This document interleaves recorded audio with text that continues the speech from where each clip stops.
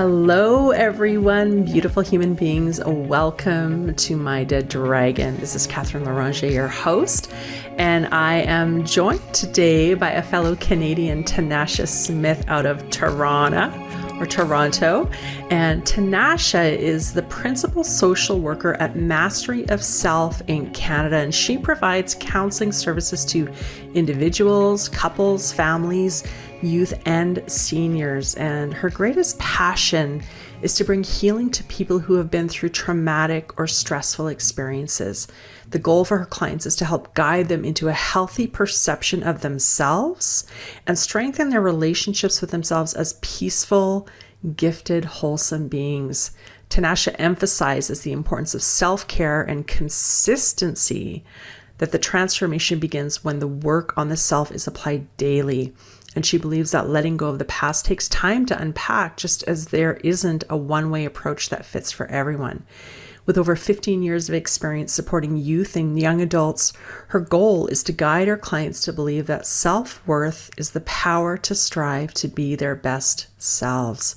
Tanasha, who is the author of Once Broken, wrote the book to encourage her clients to believe that they have the power to change their narrative. And Tanasha, such a powerful, significant way of working with people and of really supporting them in their transformation. And so I'm excited to hear about that. And I'm also really curious about your story and you know, what did that look like for you to wake up and realize that you were the heroine of your own life and the main character in your story?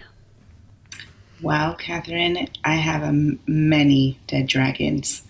A herd of dragons, a gaggle of dragons. A lot of them. I would say that when my first awakening would be walking into my college psychology class and recognizing the difference with myself and my family. And what I've always known to be true and didn't believe because I didn't think it was real, the thoughts that would tell me that I am different and that what is happening is a cycle. Going to college, I realized I wanted my father's love, my mother's approval. And it was when I started college, I realized that I'm never going to get it. I won't get it. And I need to make up my mind that it's never going to happen. When I started college, I was already a young mom. My son was about 3 years old. I'm still with his father, who's my husband today. And so going through college and realizing, you know, I'm taking social service worker. And what I'm very passionate about is working with people. And realizing, okay, I got to do some work on me. I need to see what's going on in me that I need to also rectify. But I was afraid to ask for help because I was taught that help is not real and help cannot be trusted. And so here I am walking into a profession that I'm going to be available to help others, but I'm not going to be willing to ask for help myself. And so that was my first dragon, was just coming to the belief and understanding that my mother and father will not be my biggest supporters and letting it go.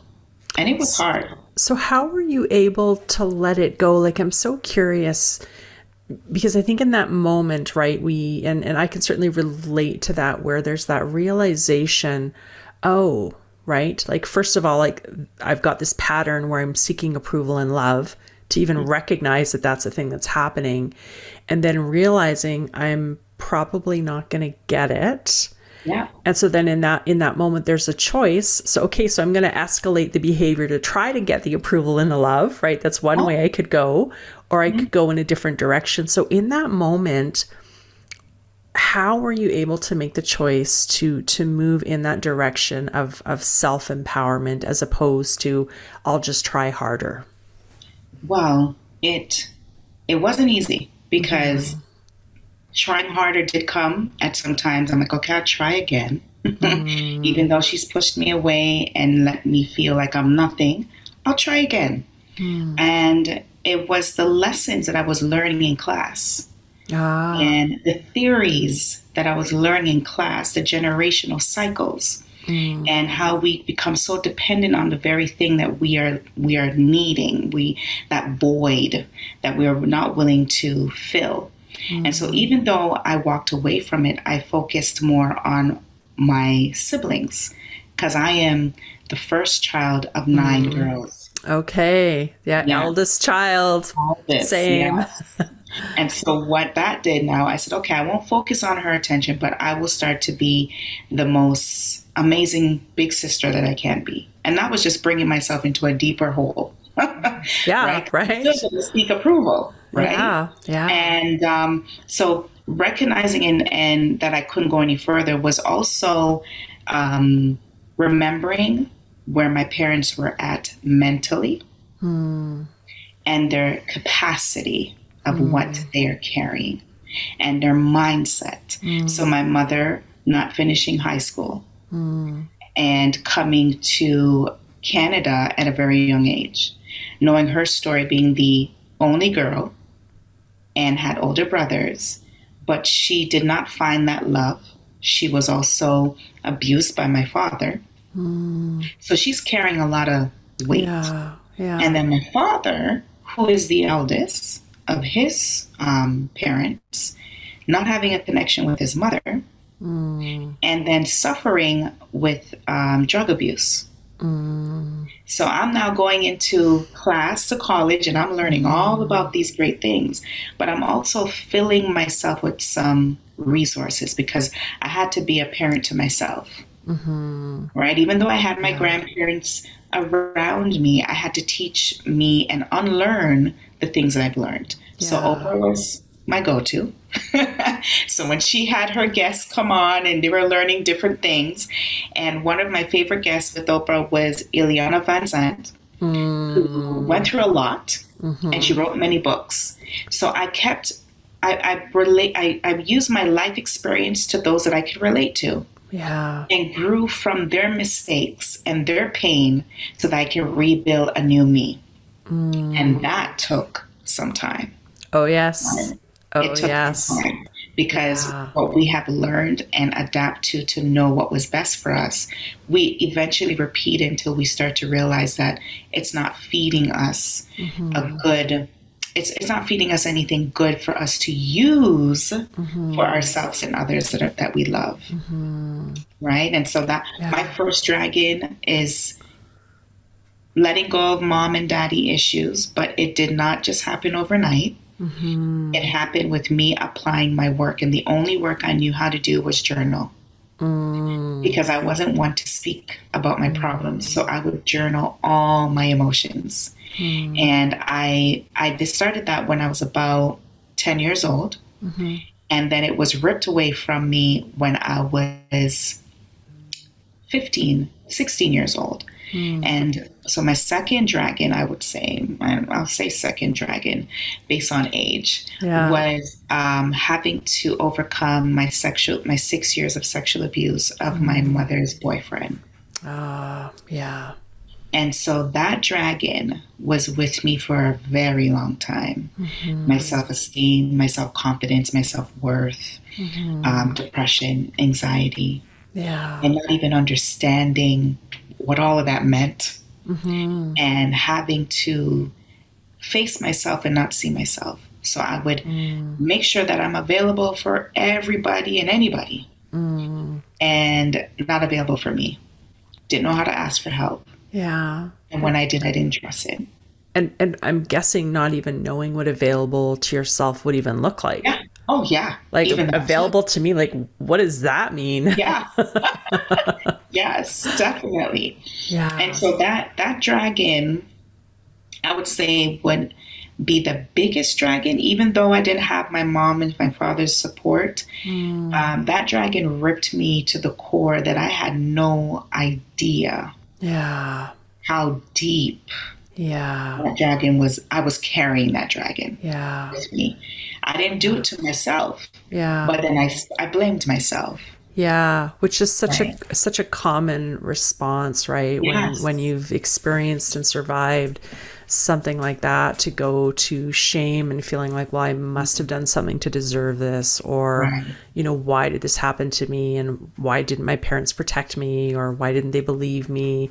Mhm. And for, Yeah. for children, for young adults, for people, even adults experiencing abuse, knowing that if you feel that sense of shame and guilt and responsibility, that it's not your fault. Right. It's not your fault. You did not do anything to deserve that. Yes. And as you mentioned that, when everything was when my boyfriend had released the story to my father, and everyone knew, my mother didn't believe me, and majority of the family didn't believe me, but my grandfather was the person that I would call at school when I would have anxiety attacks in class and not even know that I was having anxiety attack. When I wanted to just burst out in tears because before the secret was out, I could pretend that I was okay. Now I can't pretend that I'm okay. Yeah. And so I remember calling him when payphones were a thing. Yeah, I remember those days. And I couldn't bear the pain, and I called him and I cried, and he said, "It's okay. But I want you to remember this for me, that what happened to you wasn't your fault. And anytime that you are asked about how you lost your virginity, I want you to tell them exactly what took place. Because the more you share your story, you will now believe that it is not your fault." And in that moment, I was like, "What? What are you saying?" I was 16. What are you saying to Yeah. me? Right? What do you mean it's not my fault? And it's after my grandfather passed away is when I started to realize the importance of that message. And so that message lives inside of me every day to share my story, Yeah. because where it had me, I could have still been there today. I could still be depressed.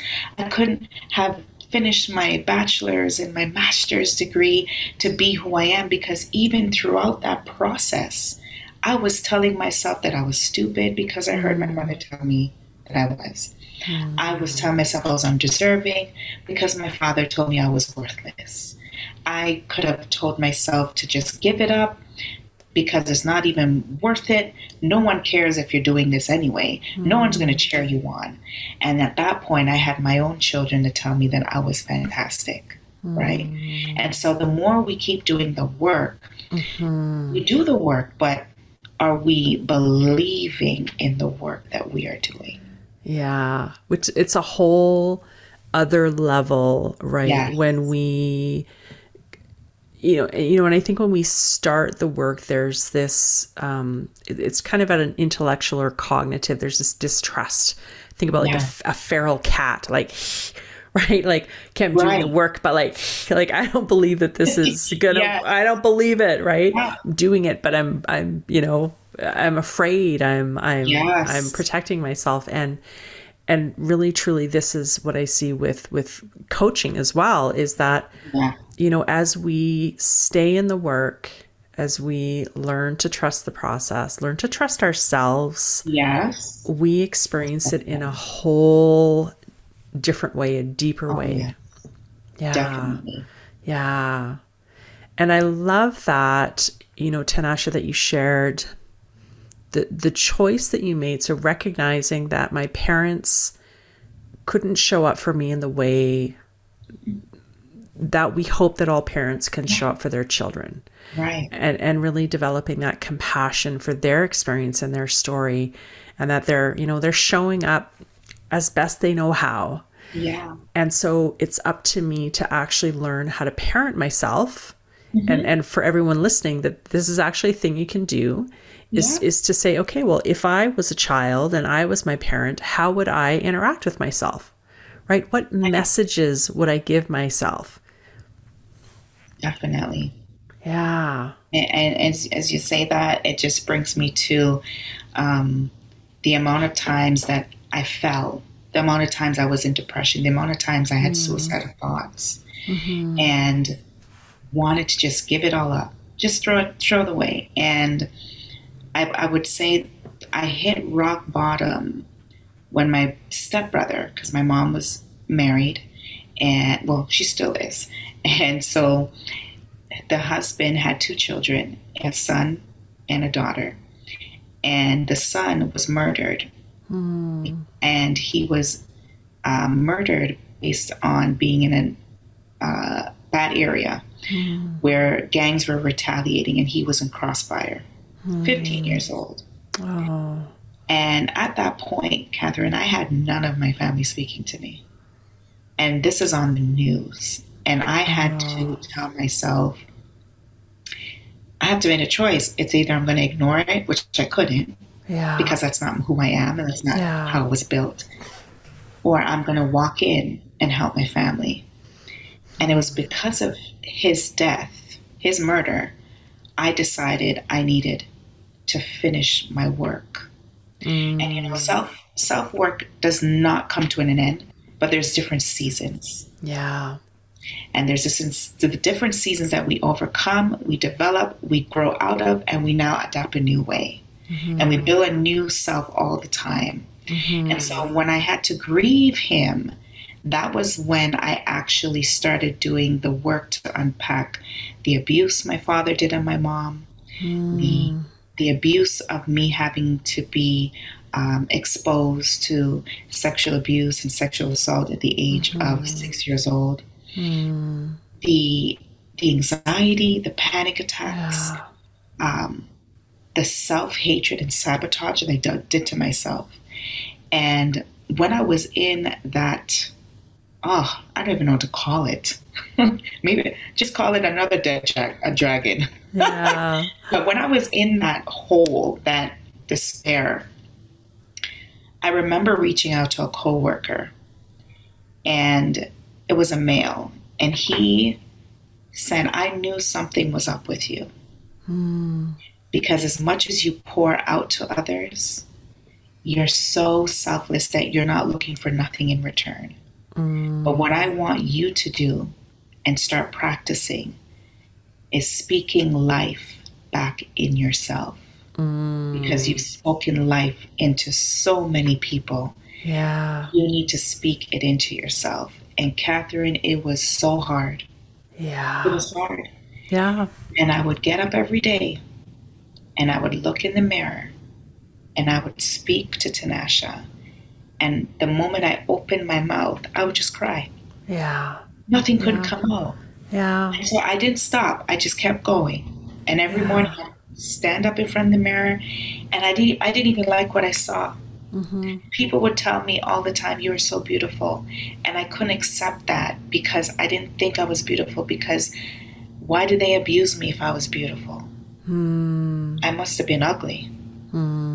Something to use and abuse, right? Yeah. And so the lies that we tell ourselves and then believe them. The work we have to do to undo those lies takes a long time, but it's possible. It's totally possible. Yeah. That dragon, when I defeated that dragon, was speaking life into myself, telling myself that I am more than deserving that I may think, and I need to believe in the beauty that I see in myself and the beauty that I am. I need to believe in the God-given gifts that I have, because what I have is to be shared, right? And so I started to write again, and the more I spoke into myself, the more I started to feel joy. Because when we're not willing to heal, that means we're not willing to feel. So when I started to feel, my healing started to just rapidly start to just grow and develop and transform. Yeah. That's so true that, you know, the experiences that we have, and especially as a, you know, at all ages, but especially as a child or a young person, we don't know how to process those. We don't have the skills. We're just not developmentally at a level where we really know how to understand and process that. And so to make sense of the world, the tendency can be to blame ourselves because it's not safe to recognize that maybe our caregivers are not safe or that the world is not safe. So it's, from a psychological perspective, it does less harm for a small person to blame themselves and think that they're wrong rather than the world is wrong.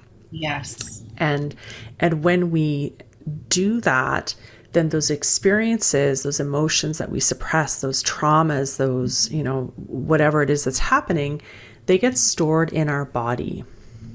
Yes. As emotion, as energy, as feelings. And so as we start our healing journey, it can be so common and normal to actually have all of the feelings come up and to think like, holy crap balls, like, what is this about, right? I just want to feel better. I don't want to feel this stuff. I want to feel this. Yeah. I don't want to feel this. Yeah.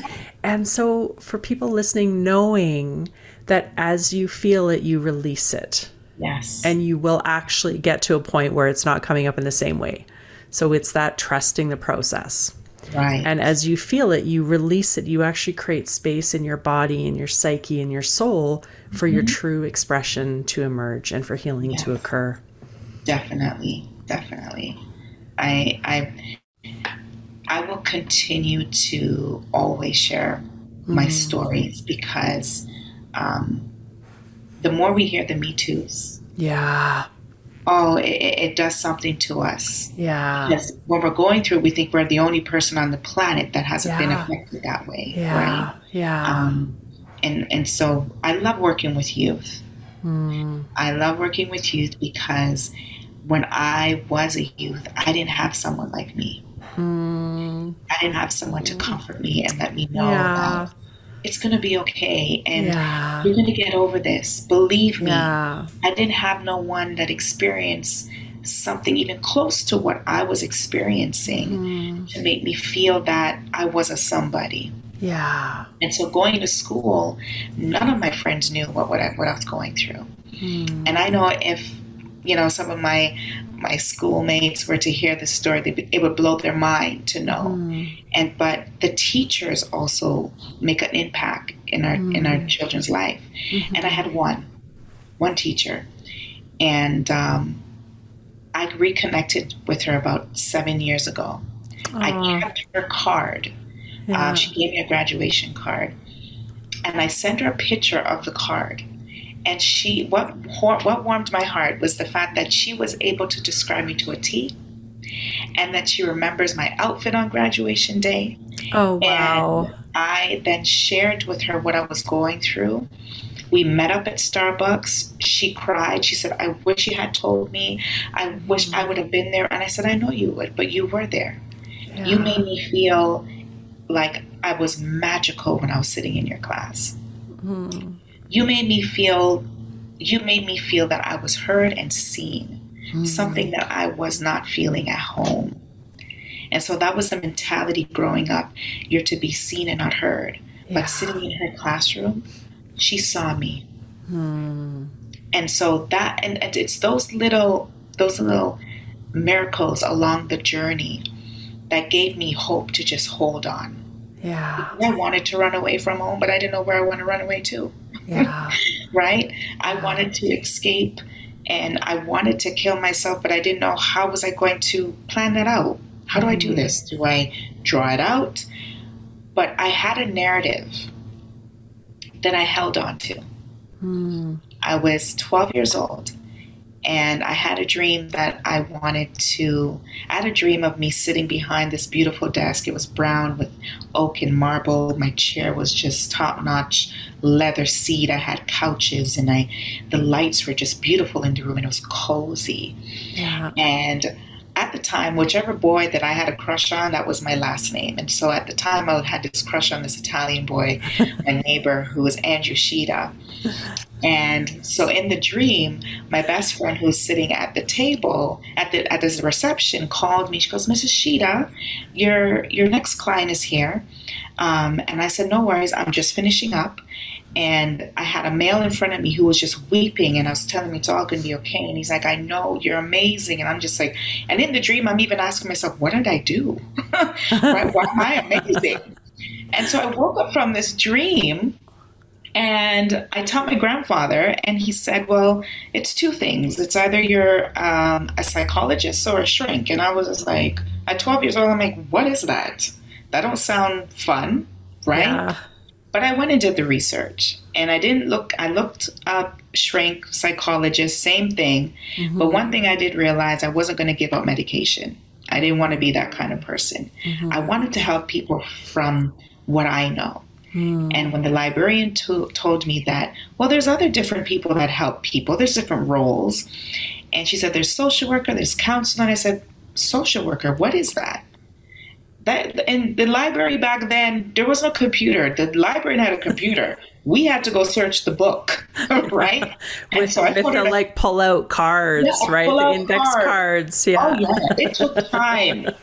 And she helped me, and I sat there at my lunchtime, my hour, and I just read up on social worker.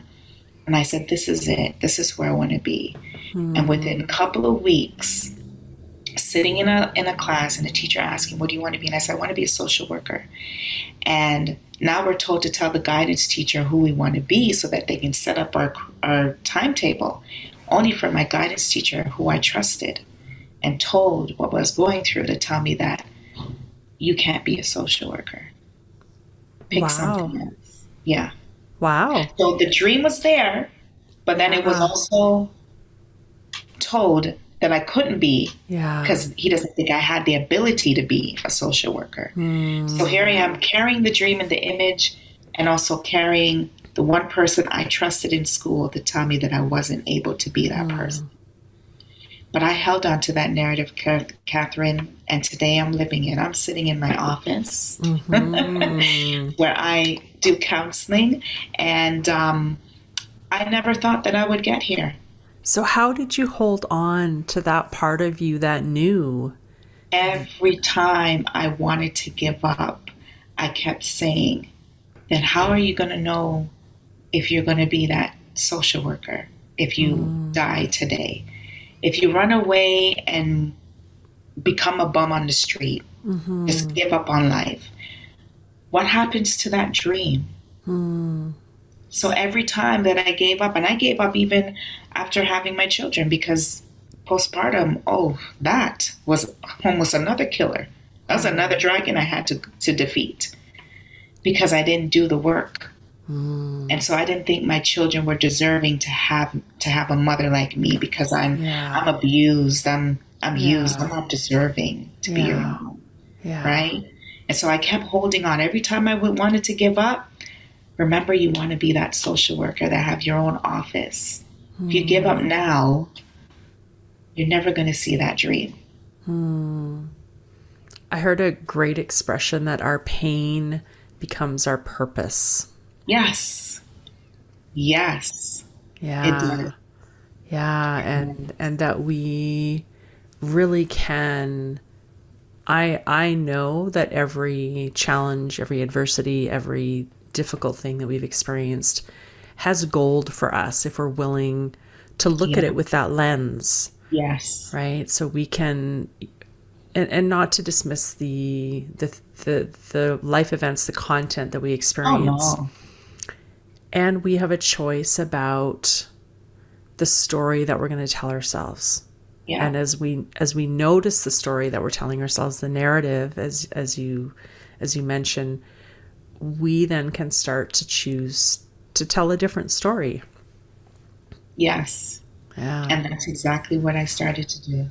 Yeah. Every season that I conquered and overcame, I started to tell a different story and started to believe my truth. And so looking back, Tanasha, what were some of the biggest challenges for you in really staying connected to that truth, in staying connected to that part of you that had that dream to be a social worker, that part of you that had like birthed this into existence as a 12-year-old having that dream? How did you stay connected, and what were the challenges in maintaining that connection to yourself? I think the biggest, I would say myself. I believe that we block ourselves from our destiny. and her purpose. And so I was blocking myself consistently because I didn't want to believe the triggers that were bothering me along the journey. So I would have panic attacks and say, oh, it's because of something else. Right. I would have bad dreams. Oh, just get over it. It's a dream. Yeah. And I would ignore what it was doing to my body and kept doing for others. And so I realized that when I was broken, as much as I gave a listening ear to everyone else, there was no one there to listen to me. It was, and I started to believe, am I even human? Am I not deserving to someone to listen to me? Yeah. I'm always listening to everyone else. So when I realized that I was dropping myself, my life, my worth to save everyone, and no one was coming to save me, I said, enough of this shit. That's it. That's it. Yeah. I am done. And it took a lot of reoccurring events of the exact same theme for me to wake up. So when I was ignored by my husband, when he couldn't connect with my emotions because he didn't know how.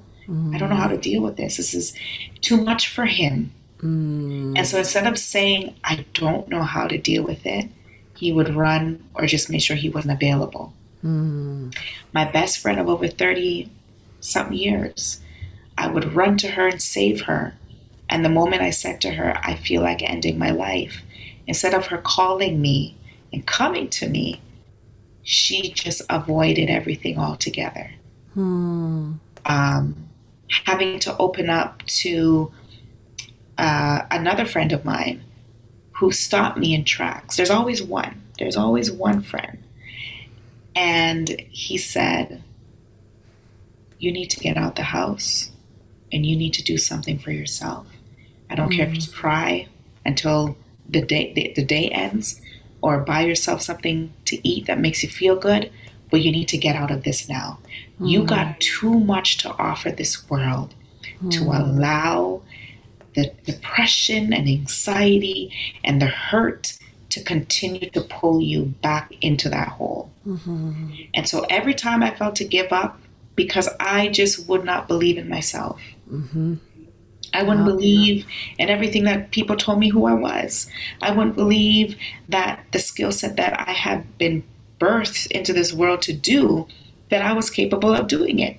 And even though I was going after the dream of being a social worker, I would get A's and didn't believe the A's. I would say, oh, the teacher just felt sorry for me and gave it to me. So I'd find excuses instead of believing in the reality of what it was. Yeah. And standing in it. Yeah. Owning it. And so when I started to do that, that's when I found me. And so that standing in it, that owning in it, really, I heard you say the journaling and mirror work, like standing in front of the mirror and trying to say I love you or trying to say nice things. And that can be incredibly challenging when we've had a lifetime of telling ourselves the opposite. Oh, yes. Yeah. And sticking with it, making that choice, deciding, okay. Consistency is key. Yeah. Consistency absolutely is key. Absolutely is key. It is. Yeah. And so, Tanasha, if you could look back to that young girl, yourself, and if you could give her a message, if you could let her know something, what would that be? Well, that was part of my journey. So the first thing I'm going to do is grab her and hug her before I speak to that 12-year-old girl, and let her know that you are going to be the most amazing woman. And you're going to help transform so many lives that you need to keep going. Because at the end of the tunnel, not only is there the light, there's a rainbow, there is sunshine, there's a beach, there is so much waiting for you to enjoy. Yeah. It's just to embrace the love of what I thought I wasn't deserving of. Yeah. So hugging her is is the most profound. Yeah. Because the hug is the comforting that she needed throughout the journey, to just know that I got you. Yeah. Yeah. Yeah. And I love that on our healing journey, we can do that for ourselves right now. Yes. We can connect with that part of ourselves and give her that hug. Yeah. We need to understand what everything that we need, we have it. We just need to trust that we do. Yeah. And that we deserve it. Yes. Yeah. Yes. Yeah. So before we kind of bring it in for a landing, is there anything else you'd want to share with the people listening, or a message that you would want someone to hear, knowing that if this resonates for you, that this is the right and perfect message for you to receive?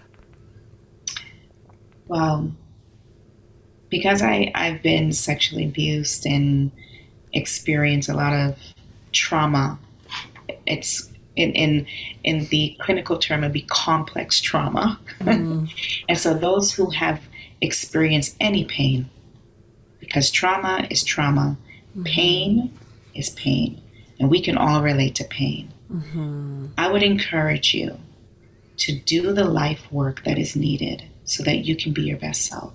Because life has so much to offer us that it's not even worth waiting and pondering on the past. It doesn't matter. The more we sit and ponder and allow the past to fester inside of us, we become bitter beings, unhappy beings. And if you want that to end, like you said, Katherine, nobody can come in to save you. Yeah. No one is saving you. You have to save yourself by doing the life work and be intentional and be committed. Because not only is your health depending on you, your body, your spirit, your mind depends on you every day. So self-care first and most always.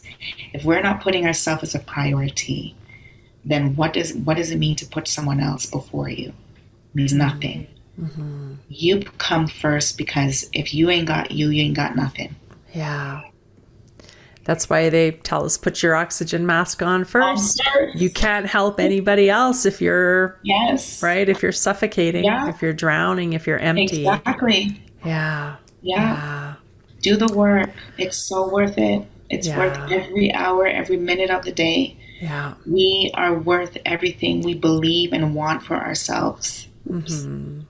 We can have all that we dream of. We can manifest anything that we desire and receive it. And it's truly possible for everyone. Everyone is deserving. Everyone is worthy. Everyone is enough just as they are. Yeah. Well, thank you so much, Tanasha. And for the listeners, I will have Tanasha's info, as always, in the show notes, including a link to her book, Once Broken, where you can hear her story and learn more about how you can shift your life. And so, as always, thank you for tuning in. I love hearing from you, what resonated for you. I get messages. It makes my day. And so reach out and like and subscribe to the channel and my YouTube channel, and have a phenomenal day.